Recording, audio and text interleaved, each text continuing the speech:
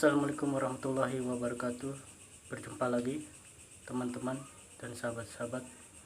Di video kali ini saya akan sedikit mengulas dari karakter ilmu hikmah. Karena ada sebagian orang yang bilang kalau mempelajari ilmu hikmah itu bisa gila. Dan ada juga yang bilang bahwa kekuatan ilmu gaib itu tidak pasti. Kadang ada, kadang tidak ada. Pada saat kita menggunakan ilmu tersebut, itu kata orang.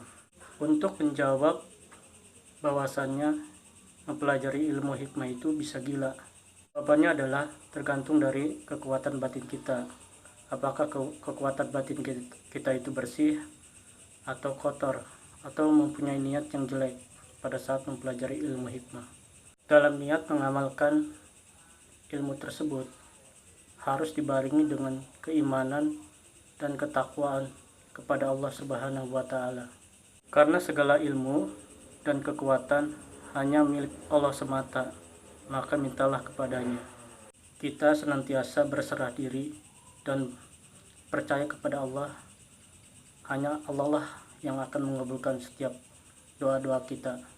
Dan jawaban berikutnya adalah bagaimana kita menjalin komunikasi dengan pengijazah ilmu atau yang disebut dengan guru. Makin kita banyak tanya kepada guru, makin kita tahu tabiat daripada keilmuan yang kita perdalami, baik secara positif maupun negatifnya.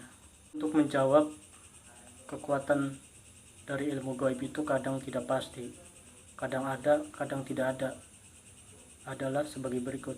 Bagaimana kedekatan kita kepada Allah. Semakin kita takwa, semakin kita taat kepada Allah, maka semakin kita akan didengar doa-doa kita. Apalagi pada saat kita berdoa untuk menggunakan keilmuan kita dengan niat yang baik, insya Allah doa-doa kita akan diijabah oleh Allah Subhanahu wa Ta'ala. Maka dari itu kita senantiasa taat kepada Allah Subhanahu wa Ta'ala dan menjauhi segala larangannya, dan jangan lewatkan ibadah-ibadah fardu maupun ibadah-ibadah yang sunnahnya.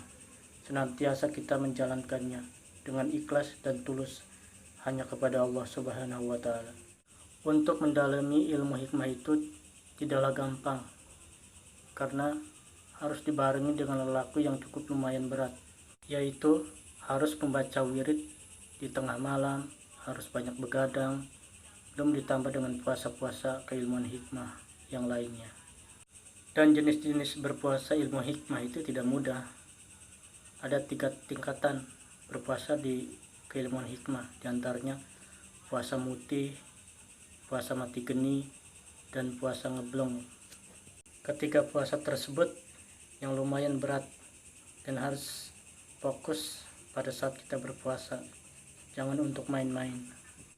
Istilahnya harus disiplin, dan setelah kita melakukan berpuasa tersebut secara sempurna dan ikhlas karena Allah, biasanya kita akan mendapatkan hasil keilmuan hikmah yang cukup lumayan. Setelah keilmuan hikmah tersebut menempel pada tubuh kita atau kita miliki, biasanya keilmuan tersebut bisa kita gunakan untuk berbagai hajat dan keperluan, dan bisa dimanfaatkan untuk diri kita sendiri maupun untuk menolong orang lain, seperti menyembuhkan guna-guna, santet, pelet, dan menyembuhkan orang yang kerasukan. Dan itu sebagian kecil daripada kegunaan keilmuan hikmah ini, dan masih banyak lagi kegunaan yang lainnya, tergantung dari niat kita dan hajat kita pada saat kita menggunakan keilmuan hikmah tersebut.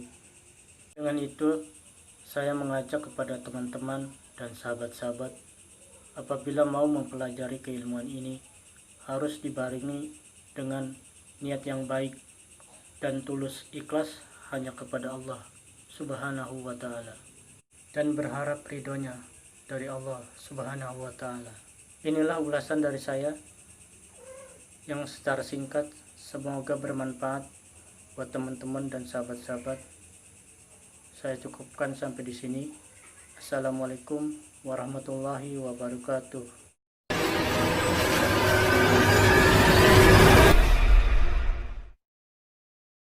Uh.